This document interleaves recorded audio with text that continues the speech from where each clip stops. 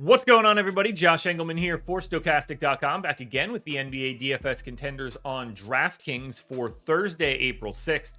Be sure to hit that like button, subscribe to the channel, and hit the notification bell so you know when everything goes live. Follow me on Twitter at Josh Engleman and sign up for the lineup generator. You see it on the banner at the top of the screen. Click the link in the description. I just punched my desk. We handle all the lineup generation for you guys. We get rid of every lineup that we think stinks, and then we present everything to you. And it's going to cost you less than $5 for this first week. You can have contrarian builds, chalky builds, balance builds, lock players, swap players, export up to 20 via CSV. This is a tool that's going to help you out in NBA DFS. We also got a PGA version now. Don't be afraid to check that out. But for now, we're going to round out the bottom of my top 10 with Zach Collins, Paolo Banchero, Josh Giddey, SGA, and Lamar Stevens on the outside looking in. Who will be my favorites? My top 5 plays for today? It's time to find out. First up at number 5, I'm looking at James Harden. Point guard eligible, 9,400. Projected for 48. The goal is 52. He's in the optimal lineup 25% of the time. One, there's infinite salary to go around today, so paying up is pretty easy. And I think this price tag for Harden works. Now, is this a good matchup against Miami? Probably not. It's a massive pace down spot. However, multiple Q tags on the Sixers right now. Maxey, Melton, PJ Tucker. So things look a little bit better for Harden there if we lose a couple guys. He plays 37, 38 minutes a night. He's a 1.29 fantasy point per minute guy. 20 points, 9.5 assists, and 7 boards, maybe a stock and a half.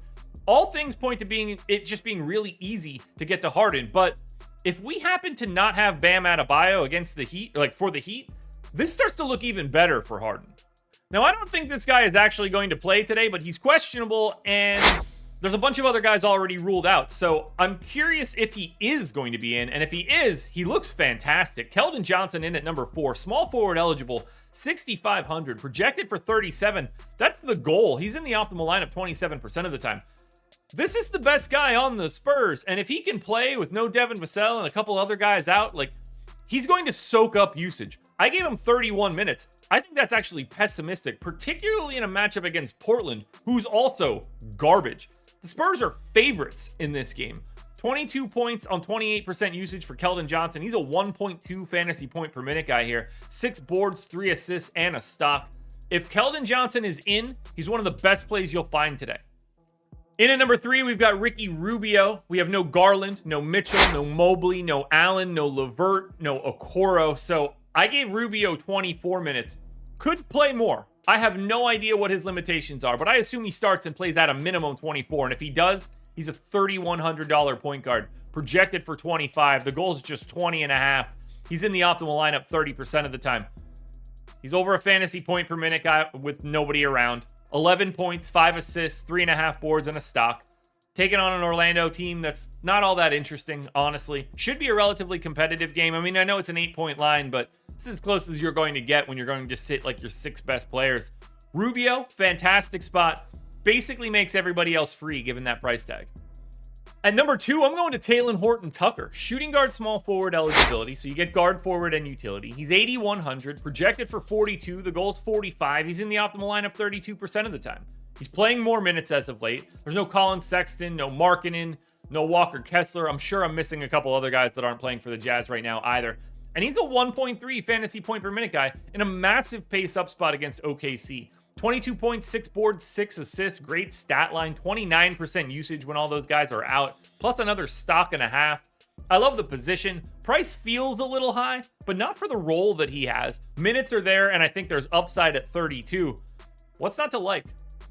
Like, subscribe, notification bell, follow me on Twitter, and sign up for the lineup generator. Scan the QR code or click the link in the description. $4.48. If you hate it during the first week, cancel. That's all you're out. That is an incredible deal.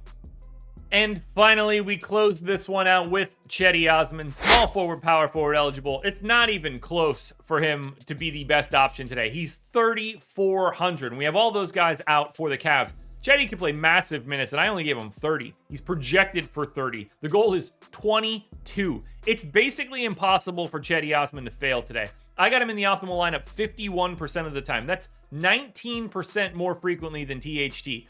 30 minutes, and he can play upwards of 36. He's close to a fantasy point per minute when all those guys are out. 18 points, 4 boards, 2.5 assists, 23% usage. Pace neutral-ish spot against the Magic, but if this one stays competitive, I think you can get up to 36 minutes of Chetty. Even at 30, he's overwhelmingly the number one guy. You give him 28 minutes or 26 minutes, it's not changing anything. Chetty Osman is your number one contender.